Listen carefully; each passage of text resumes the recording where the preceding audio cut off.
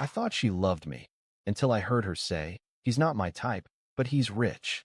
She had no idea I was listening, and no idea what I'd do next. I gave her a prenup so brutal, she nearly cried at the table. And just when I thought it was over, she came back, pregnant. This is how I turned her gold digger game into the ultimate checkmate. Hey Reddit, grab your popcorn. This one's got love, lies, money, and a twist that still makes me laugh when I think about it. I, 32M, was engaged to a woman, 29F, I thought was the love of my life. Let's call her Emily. Smart, beautiful, funny in a makes fun of me, but in a cute way kind of vibe. We met at a coffee shop 2 years ago, classic rom-com stuff. She spilled her drink on my laptop. I was annoyed. She bought me a cookie to apologize. Next thing you know, we're talking every day, and a year later, I proposed. Here's the kicker. I never told her how much money I actually have. I run a software company that went from 2 guys in a basement to a multi-million-dollar beast. I don't flash it. No lumbo, no designer flex. I wear Target hoodies and still eat instant ramen like a degenerate. I like that she loved me for me, or so I thought. Anyway, fast forward to a couple months ago. We're in the thick of wedding planning. Stress is high. Money's flying out the window for venues, dresses, catering, whatever. I'm footing the bill for most of it, and she keeps saying stuff like, "You're so generous," or, "I'm glad I don't have to worry about this stuff anymore." Looking back now, the red flags were there. But love makes you blind. And dumb. Mostly dumb. The night it all changed. I came home from work early, like 9 p.m. instead of my usual 11. I walk in and hear her laughing in the living room. She's on a video call with her 2 best friends. I stop in the hallway when I hear my name. I swear, I wasn't trying to eavesdrop. I was about to walk in when I heard one of her friends say, "You really hit the jackpot with Jake, huh?" Emily laughed. Like, that kind of laugh that's just a little too smug. Girl, I know. He's not exactly my type. But come on, he's loaded. I'll never have to work again. Then she said, "I just have to lock this in. After the wedding, it's mine. No prenup, no escape clause. I'm set." There was more. Stuff about how she'd upgrade in a few years once she's done playing house. How she was doing me a favor because I wasn't exactly a 10. I stood there frozen like a damn NPC in shock. She had no clue I was home. I backed out of the hallway like a cartoon villain, went straight to my home office, and sat there in silence for maybe 30 minutes, just staring at my screen. I wish I could say I confronted her right then, or screamed, or did something bold, but I didn't, because right in that moment, something snapped in me, and that's when the plan started to form. So there I was, sitting in my office, still hearing her laughter echoing in my skull like it was on repeat. She had no idea I was home. She had no idea what she'd just done. I didn't sleep that night. I laid next to her in bed while she cuddled up like nothing happened. She even kissed my shoulder and said, "You're so good to me." I stared at the ceiling and wondered how I missed it all. The next morning, I did what any emotionally repressed man with too much money and a sprinkle of unhinged pettiness would do. I made coffee, made her breakfast, kissed her on the forehead, and told her I loved her. Then I went straight to my lawyer. My lawyer, we'll call her Denise because she deserves credit, is a 50-something shark who's seen it all. I told her what happened, word for word, and even played the small voice recording I'd managed to catch when I hit record mid-call. Not great quality, but clear enough. She looked at me and said, "You want to blow this up or play it slow?" I asked what she meant.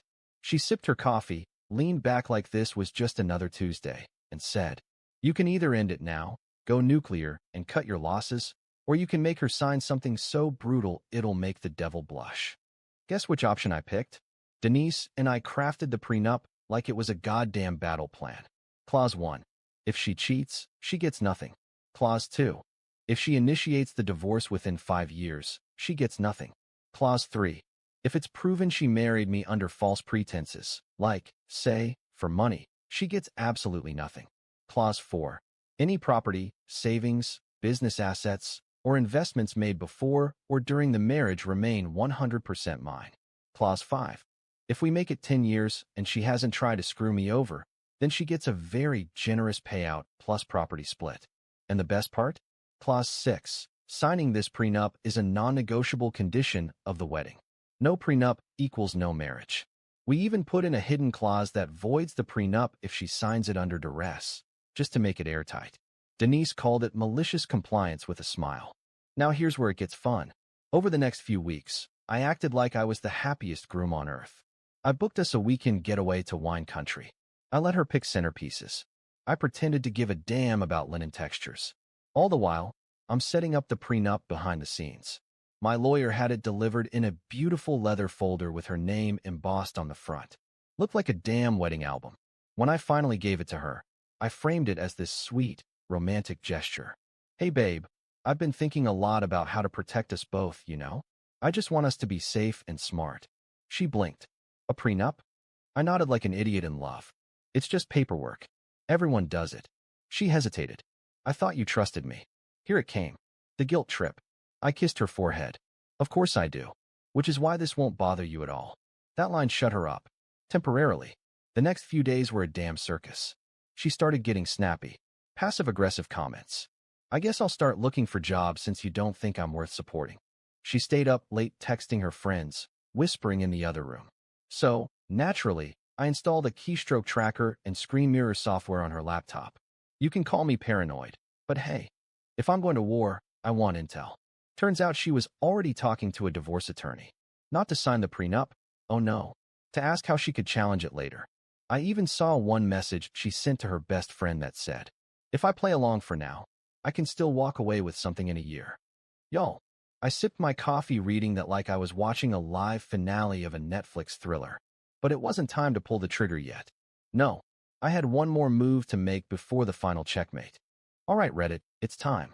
Let me take you to the night when everything came crashing down in glorious, 4K, Dolby surround sound, Ultra HD chaos. So quick recap. My fiancée, Emily, thinks she's finessing me into a wealthy, prenup-free marriage. I find out via some delightfully incriminating eavesdropping. I play dumb. Give her a prenup dressed up in luxury leather binding. She pretends she's okay with it, but I catch her scheming through a screen monitoring app. She's plotting to sign and divorce later. Classic. Now, I could have stopped it all there. Confronted her. Ended the engagement. But no, I wanted everyone to see the truth. Especially the ones who thought I was lucky to have her. So I planned our engagement party. We held it at this fancy rooftop bar downtown. I rented the whole place. Rooftop lights, catered food, a jazz trio. I even hired a photographer. You know, the works. I wanted her to think I was still 100% in. Emily was glowing. She wore this champagne-colored dress, and all night she kept grabbing my arm and doing that fake couple laugh. You know the one. Like, look how perfect we are, aren't we so in love? That one. People were drinking, laughing, doing the whole "how did you two meet" routine. I smiled, nodded, kissed her forehead like a Disney prince. She had no idea I had a laptop in the back connected to the big screen projector. Right before the party, I had one of my tech buddies set it up to switch from the engagement slideshow to something else. A very different kind of slideshow. I called it Reasons I Can't Wait to Marry Emily. Oh, and yes, I tested the audio. I'm not a rookie. So near the end of the night, the jazz trio finishes their set, and I get up to make a little speech. People quiet down. Glasses clink. I go. I just want to thank everyone for coming tonight. Emily and I are so lucky to be surrounded by love. I made a little video to show some memories from our relationship, and what makes me so excited to marry this amazing woman. She's smiling like she just won Miss America, holding my hand. The projector kicks on. The first 30 seconds? Cute stuff. Pics from our first trip. That stupid selfie we took in the rain. Her feeding me gelato. Then boom. Cut to grainy audio clip. Her voice. The one I recorded weeks ago. He's not my type, but I'll never have to work again. I just have to lock this in. No prenup, no escape clause. I'm set. You could feel the mood shift like someone killed the music at a funeral. Gasps. Dead silence. Someone dropped a fork. Then the texts. Screenshots from her messages to her friends and the lawyer. Big bold text at the top. After the wedding, I'll divorce in a year and still get a bag. Yeah, that was on a 30-foot projector screen. In front of both our families, all our friends, her coworkers, my coworkers. Hell, even the photographer froze. I looked at her. She wasn't smiling anymore. Her mouth was open, like she was buffering. She tried to stand up, stammering some "this is taken out of context" nonsense. I calmly picked up the prenup folder and placed it in front of her on the table. You still want to sign this, sweetheart? Just for the memories. She burst into tears and ran out. I let her go. No chase. No drama. Just a soft jazz tune still playing in the background like it was all part of the show. Someone in the back actually clapped. I'm not even kidding. After that, her parents apologized to me. I shrugged. My buddies bought me drinks all night. I got texts from 3 of her bridesmaids saying, I always thought something was off about her. I stayed till the bar closed, tipped the staff extra, and slept like a baby for the first time in weeks. But it's not over just yet, because the next morning, I got a call from her lawyer. So after I nuked my engagement party with a well-timed, here's why she's only marrying me for money, PowerPoint presentation, you'd think it would be over, right? Wrong. Because some people, especially gold diggers with bruised egos, don't know when to quit. The next morning, I woke up to 47 unread messages. Most were friends saying, bro, holy SHD, asterisk, or are you okay? I was. Very okay. But one message was from an unknown number, then a voicemail, then another call. It was her lawyer, a man who sounded like he either just got pulled into a drama he did not sign up for, or was trying really hard not to laugh. He introduced himself and said, I'm representing Emily regarding your upcoming marriage and the events that took place at the engagement party. I cut him off politely and said, there won't be a marriage. You're a little late for that. There was a pause. He cleared his throat and said, she still intends to sign the prenup, and she hopes you'll reconsider. I nearly dropped my coffee. She still wanted to marry me. After all that, after getting exposed in 4K, after everyone in her life heard her call me a walking retirement plan, I actually laughed, like out loud. The lawyer was silent for a second, and then quietly said, for what it's worth, I advised her against making this call. Now let's be clear, I wasn't about to jump back into Shark Tank, but I was curious. So I agreed to meet her for coffee. In a public place. Middle of the day. No drama. And oh boy, it was pure comedy. She showed up in this oversized hoodie, no makeup, eyes puffy, like she was going for the please feel sorry for me aesthetic. She started with a speech about how she panicked and didn't really mean what she said and was just trying to impress her friends. Apparently, she's never felt love like this before, and the idea of losing me scared her into saying stupid things. Classic damage control. I let her talk, didn't interrupt once. Then she reached into her bag and pulled out the prenup folder. Said she'd sign it right now. No changes. No arguments. I sipped my coffee, looked her dead in the eyes, and asked, do you even remember what Clause 3 says? She blinked. The cheating one. I shook my head. That's Clause 1. Clause 3 is the one that voids the whole thing if it turns out you married me under false pretenses. And then I leaned in and said, you should have read it more carefully before you told your friend you were going to play along for now. Her face. Priceless. I stood up, dropped $10 on the table, and told her she should be glad I didn't sue for fraud. She tried to say something, but I was already walking out. Fallout. She moved back in with her parents. Her friends mostly bailed. Turns out when your social circle is built on flexing and lies, it crumbles fast. I got texts. Long ones. The please forgive me kind. I ignored them all. Her mom emailed me to apologize and thank me for showing them who she really was. As for me, I took a week off, flew to Iceland, soaked in a geothermal spa, and promised myself 2 things. Never ignore red flags again. Next time I propose to someone, they better love me and my ramen habits. But wait, you thought that was the end? You'd be wrong. Because 3 months later, she popped up on social media, engaged again. To some older dude. Realtor. Real flashy. And guess who messaged me asking for advice on prenups? Yup. Him. Strap in. If you thought the engagement party ambush was the peak of this saga, nope. Not even close. The universe had one more encore planned, and I didn't even have to lift a finger. So it's been, what, 3 months since I noped out of the wedding that almost was. I'm healing. Thriving. Gym, spa, a little soul-searching. Okay, mostly margaritas and PlayStation. Life is good. Then one night, I'm scrolling Instagram, and bam, there she is. Emily. In a beach photo, holding a new guy's hand. Flashy ring. Caption says, sometimes the real thing comes after the storm. #engaged #blessed. You've got to be kidding me. This guy is clearly older. Slick back hair. Shiny watch.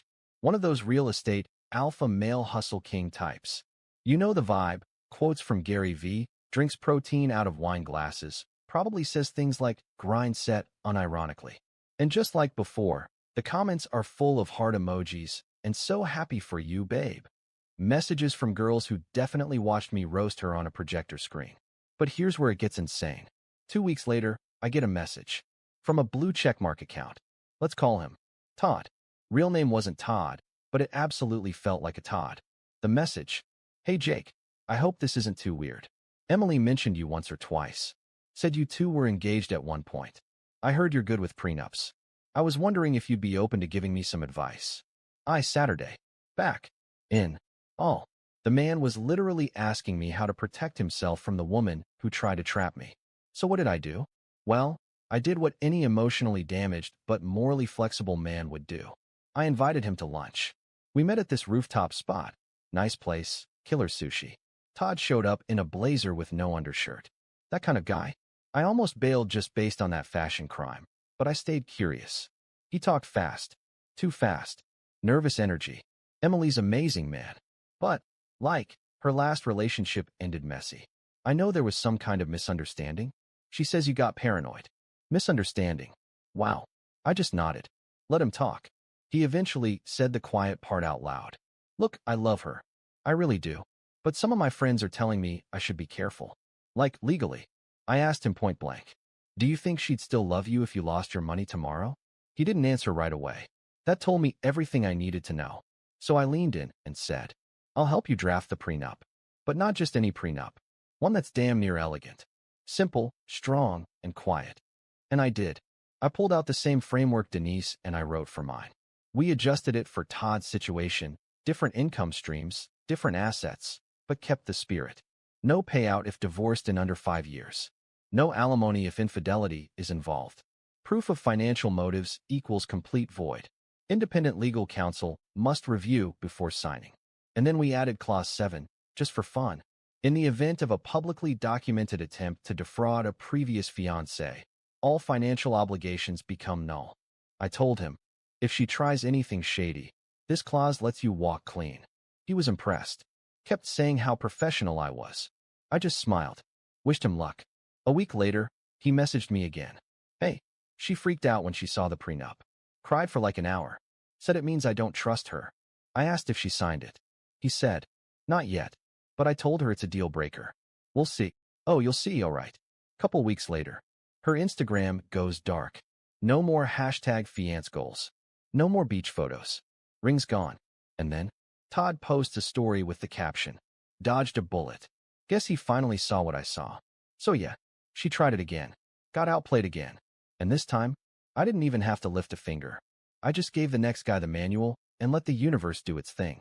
Justice doesn't always come in the form of revenge.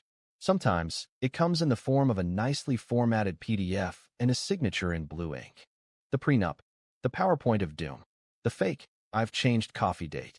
The part where I helped her new fiancé dodge the same bullet I took to the chest. You'd think by now the credits would roll. Fade to black. End scene. But no. Because this story had one more twist so ridiculous that if I hadn't lived it myself, I'd call it fake. It was a rainy Thursday afternoon. I'm in sweatpants, eating leftover pad thai, mid-binge of some trash true crime doc, when I hear a knock at my door. Now, I live in a secure building. You don't just show up at my place unless I buzzed you in. You've scaled a wall like a raccoon with bad boundaries. So I open the door, and there she is. Emily. Soaking wet.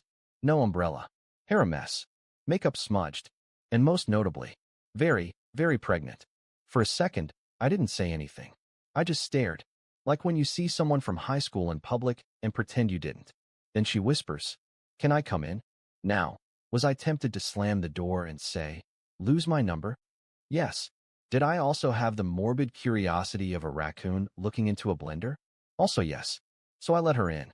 She sat on my couch like it was still hers. Looked around like she expected it to be the same. But the whole place had changed. New couch. New rug. New life. No trace of her. We sit. Awkward silence. The only sound is her wet shoes on my hardwood floors. Then she says it. "It's yours." I blink.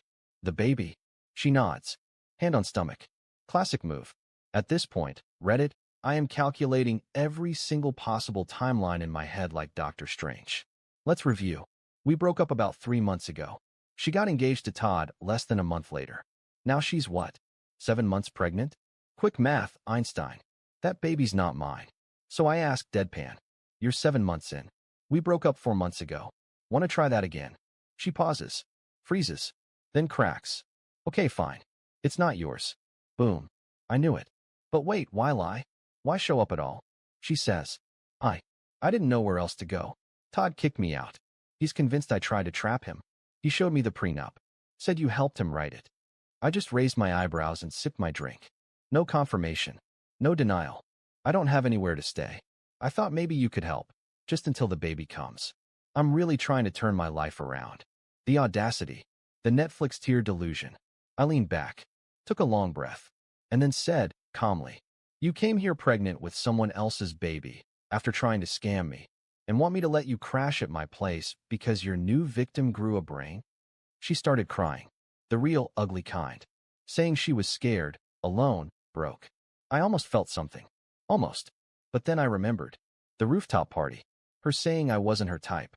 The plan to leave after a year. That smug grin when she thought she had it all locked in. So I said, I'm not your plan B. And I'm sure as hell not your plan M, for money. I gave her a blanket, called her a cab, and told her to contact her family or maybe someone from church. But not me. She left. And that was the last time I ever saw her in person. A couple weeks later, I got a message from a mutual acquaintance. Emily moved back to her hometown, staying with a cousin. Had the baby. No idea who the real father is. She's trying to be a mom influencer now. Posts filtered selfies with captions like, new beginnings. Wild, right? So what did I learn from all this? Trust your gut. If someone's love feels a little too calculated, it probably is. Prenups aren't unromantic. They're insurance for your future peace. And if someone ever tells their friends, he's not my type, but he's loaded, record that *T. You'll need it for the projector later. Thanks for sticking with me through this whole thing. And to Emily, if you're somehow reading this, you could have just said you liked ramen. Would have saved us both a lot of trouble.